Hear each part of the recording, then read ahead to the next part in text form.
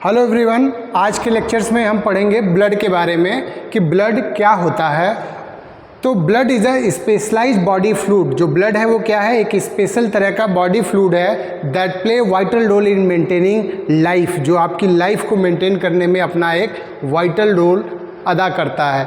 It circulate through cardiovascular system. ये पूरे body में ब्लड आपका कार्डियोवैस्कुलर सिस्टम के थ्रू जो है वो सर्कुलेट करता है। ये कार्डियोवैस्कुलर सिस्टम आपको लेक्चर 7 जब चैप्टर 7 हम पढ़ाएंगे तो उसमें हम लोग कार्डियोवैस्कुलर के बारे में चर्चा करेंगे। और क्या करता है blood, delivering oxygen and nutrients. आपके शरीर के हर हिस्से तक ऑक्सीजन और न्यूट्रिएंट्स पहुंचाने का भी काम कौन करता है, blood to tissue and remove waste product. जितने भी वेस्ट प्रोडक्ट आपके शरीर से निकलते हैं वो भी आपके ब्लड के ही थ्रू निकल पाते हैं।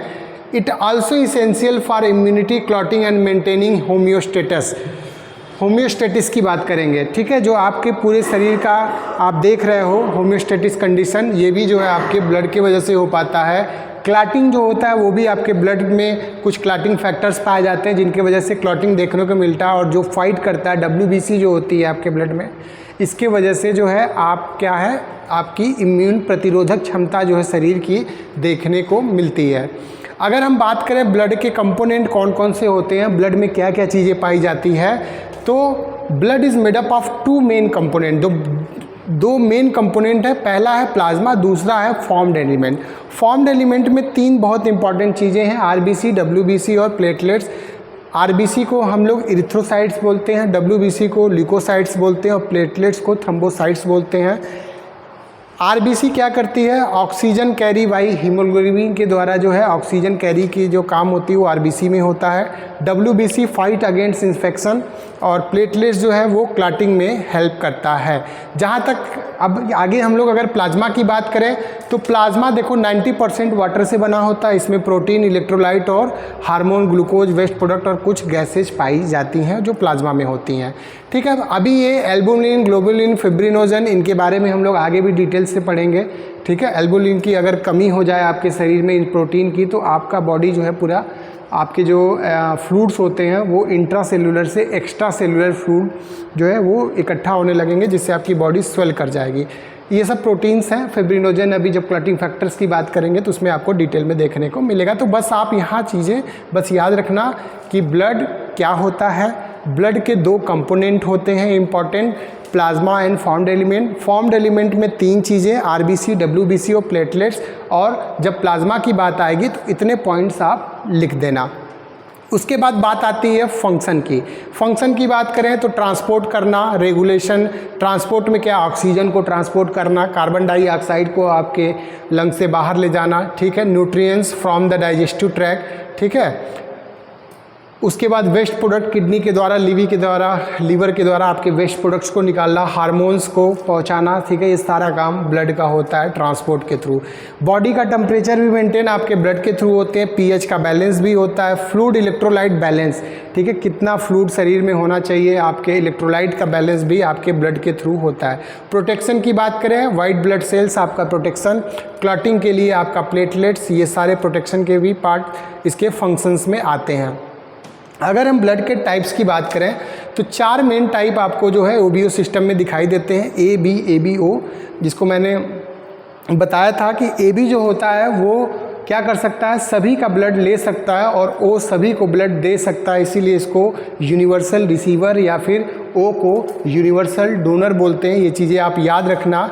2 चीज़ें, एक RH पॉजिटिव और एक RH निगेटिव। ब्लड ग्रुप में एक तो आप A पॉजिटिव होगे या A निगेटिव होगे, B पॉजिटिव होगे या B negative, AB positive, AB negative या O पॉजिटिव, O निगेटिव, इस तरह का आपका ब्लड ग्रुप हो सकता है।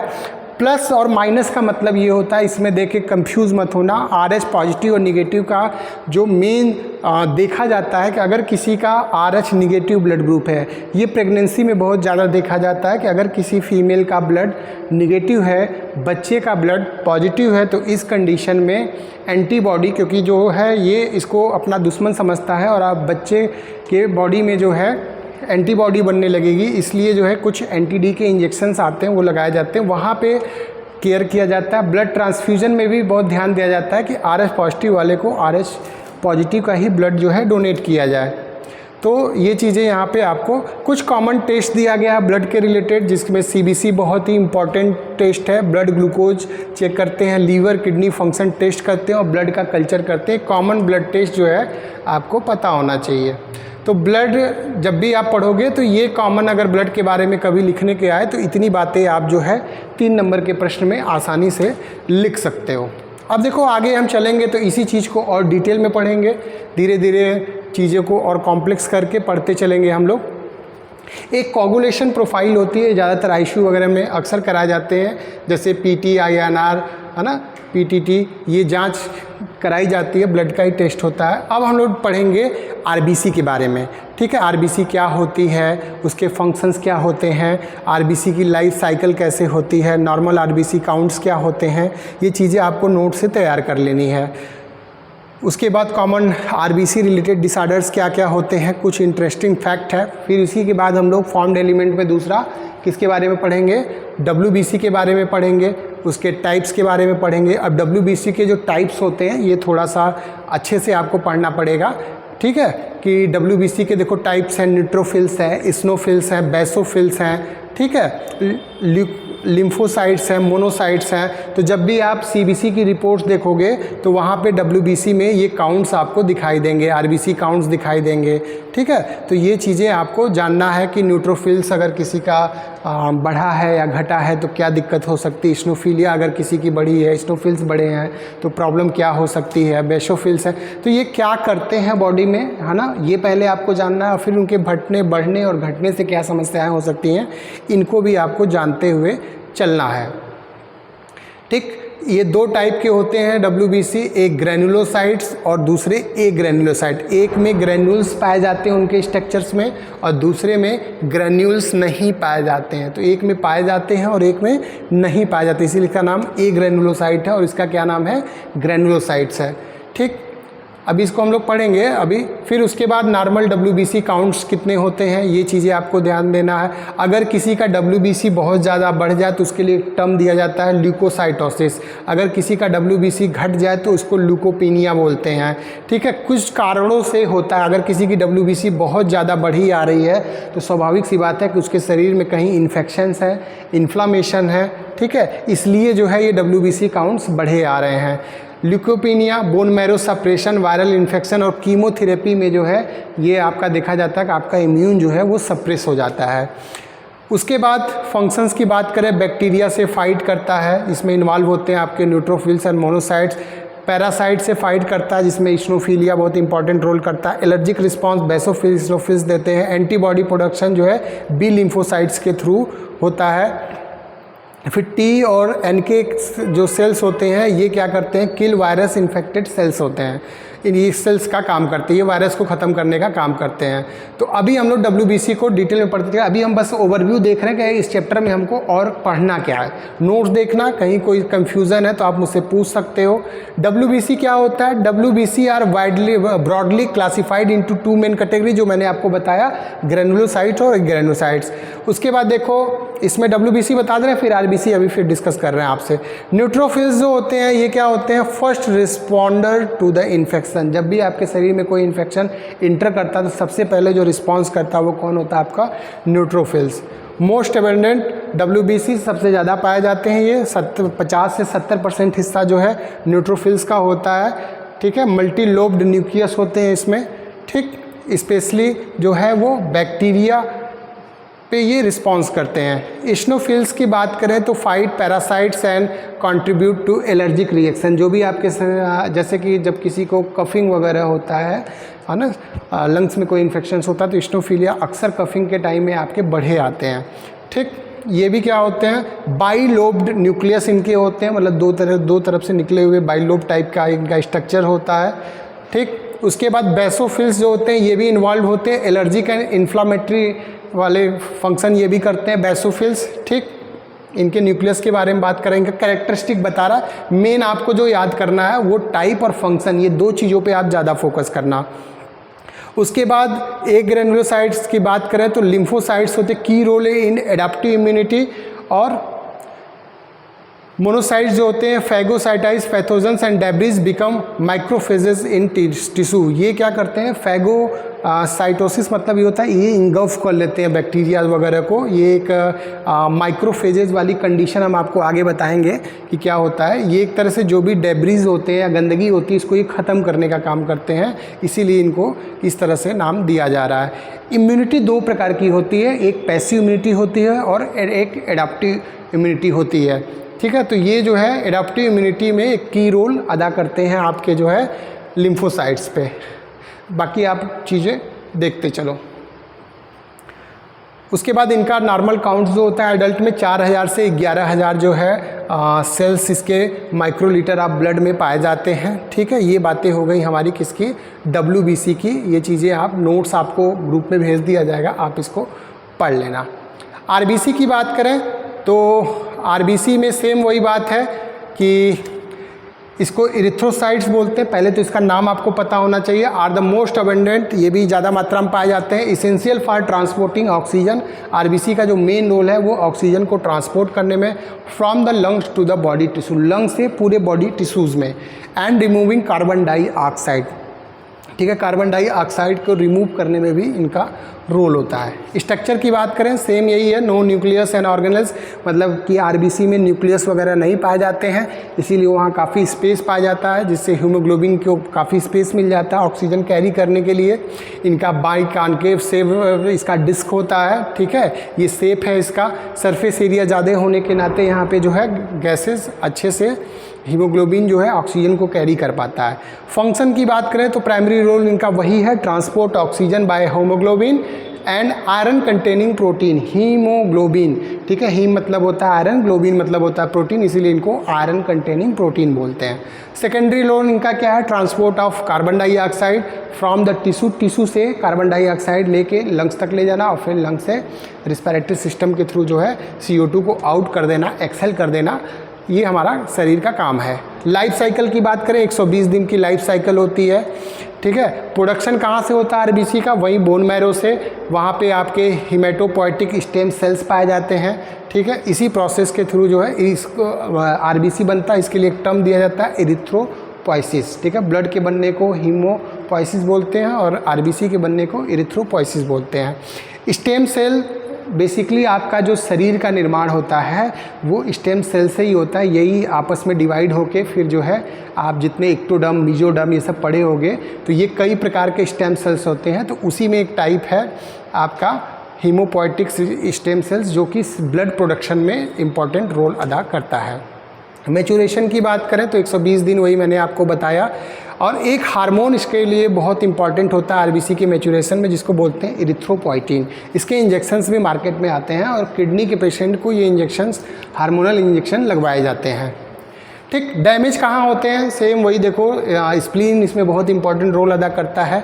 ठीक है, तो old damage RBC remove through microphages. Microphages एक प्रोसेस होता है जिसमें इनगल्फिंग होती है, वो मैं प्रोसेस आपको अलग से बता दूंगा माइक्रोफेजेज वाला। तो इसके थ्रू जो है RBC जो है वो रिसाइकल्ड होती है। नॉर्मल रेंज वो देखो, मेल का अलग है, फीमेल का अलग है, चिल्ड्रन का अलग है। तो ये मिलियंस सेल्स पर माइक्रोलीटर में इनकी काउंटिंग की जाती है।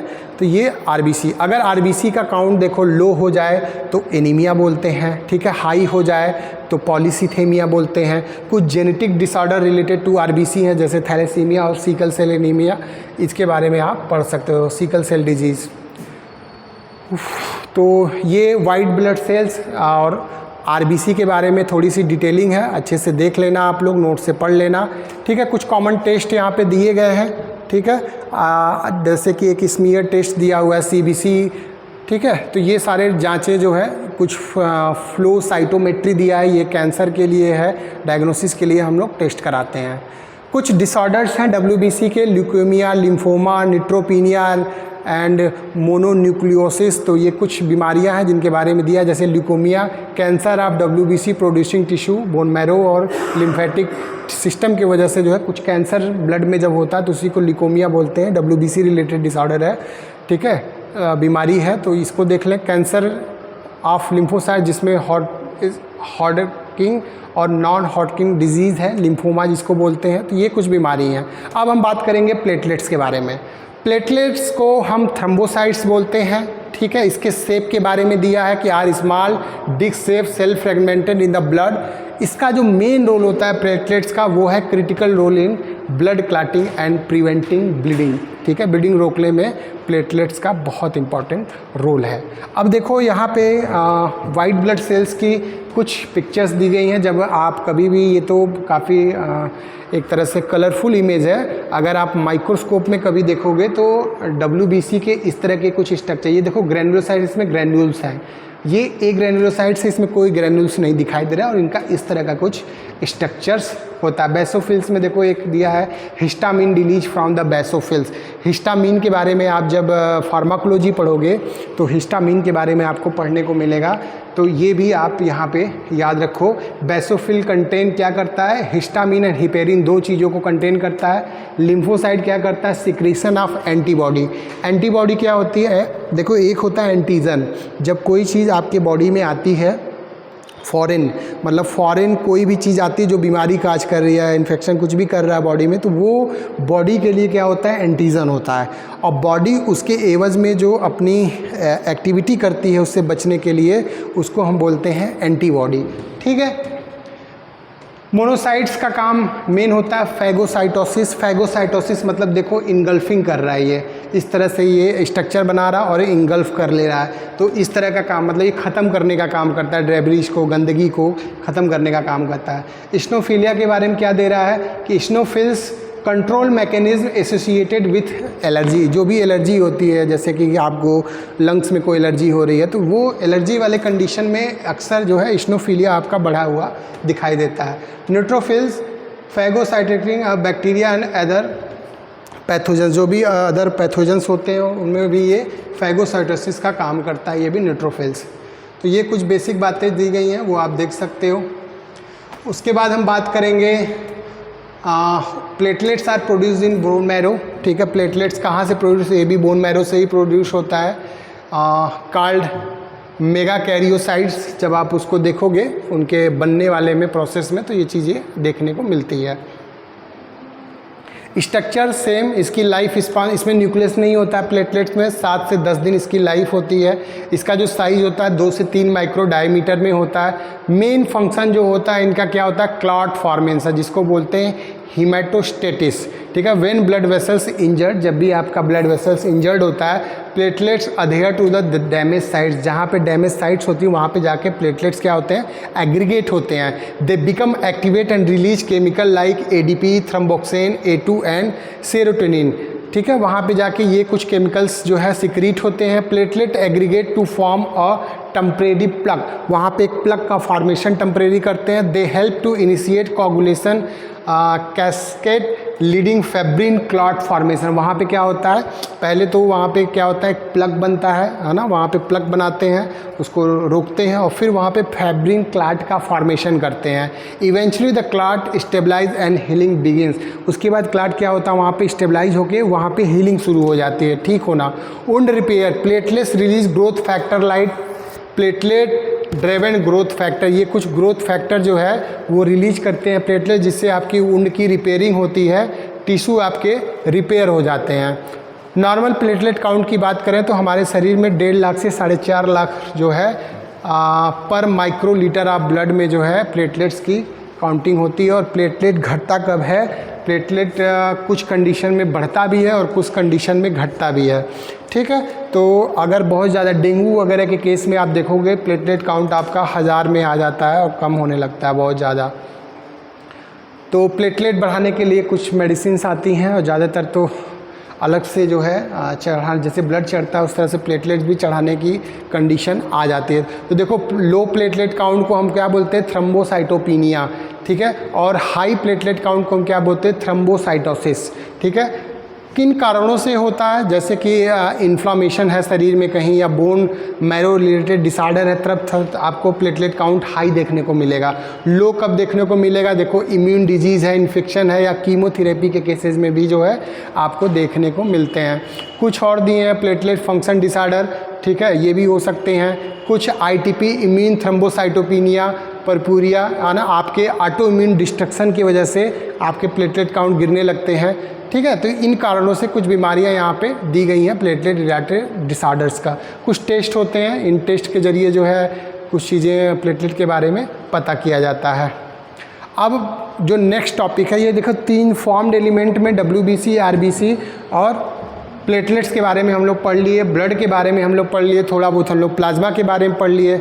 अब जो नेक्स्ट टॉपिक का हमारा क्लास होगा वो होगा haematopoiesis, a process of blood cell formation, ठीक है। It takes a place primary a bone marrow, ठीक है। आपके बोन मैरो में ही ब्लड के बनने का प्रोसेस शुरू होता है, इसको क्या बोलते हैं, हीमेटोपोइसिस, ठीक है। अब हम लोग इसको डिटेल में पढ़ेंगे कि हीमेटोपोइसिस होता कैसे है, पूरा ब्लड बनने का प्रोसेस को ध्यान से देखेंगे, ठीक है। तो ये टॉपिक हमारा नेक्स्ट क्लास में होगा, टॉपिक का नाम है हीमोपोइसिस। तो थैंक यू वेरी मच, आप लोग मेरे साथ बने रहिए। नेक्स्ट लेक्चर में हम लोग पढ़ेंगे हीमेटोपोइसिस के बारे में।